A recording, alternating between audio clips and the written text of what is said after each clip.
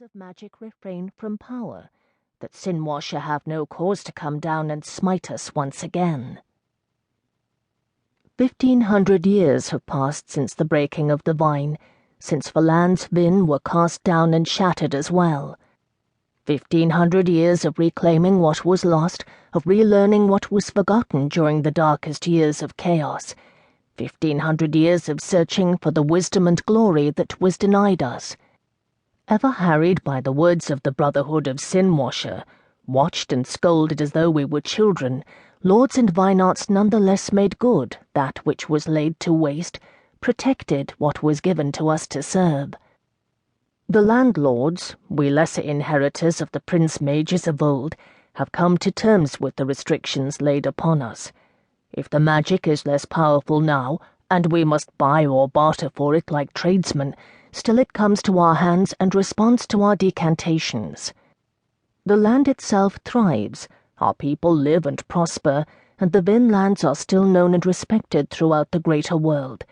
It should have been enough.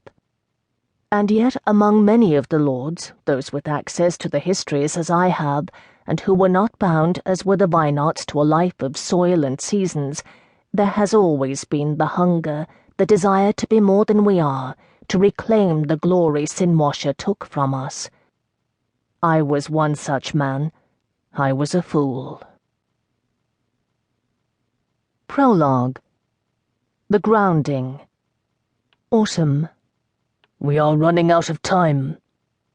The other occupant of the room seemed not to hear or heed this gloomy prediction, continuing to sip from his cup and read over the journal open on the table in front of him, every so often moving the leather strip to mark another page. The speaker turned his back on his companion and leaned against the stone windowsill, looking down on the scene in the plaza spread out below him. The view from the window was unpleasant, but he watched without flinching. It was his responsibility to witness and be seen witnessing the sacrifice, even if he, by tradition, was not allowed down among them. The families of the chosen watched as well, clutching wreaths of crimson-leafed vines, their sleeves fluttering with dark green ribbons pinned there for the occasion.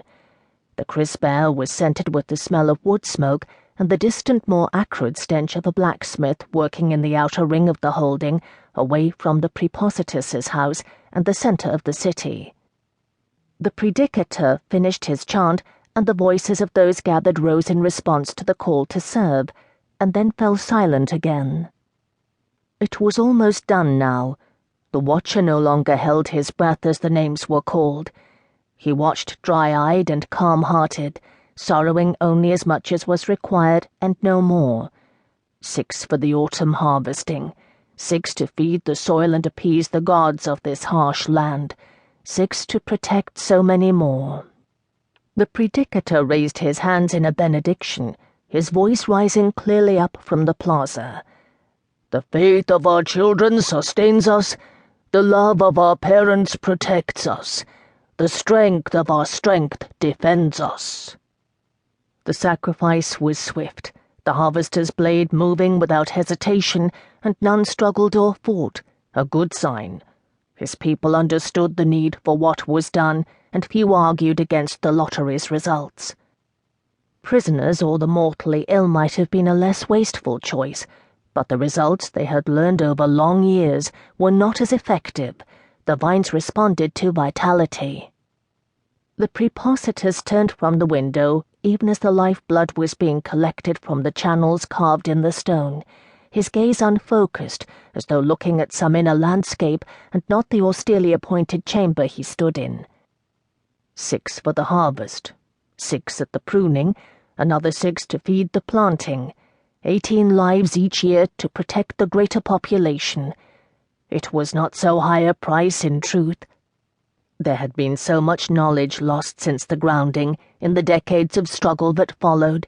Were there any way to pay but the blood and sorrow of his people, he would have grabbed it with both hands, but there was not. Without the sacrifices, the vine mages told them, the magic would have failed, and the grounding destroyed long ago.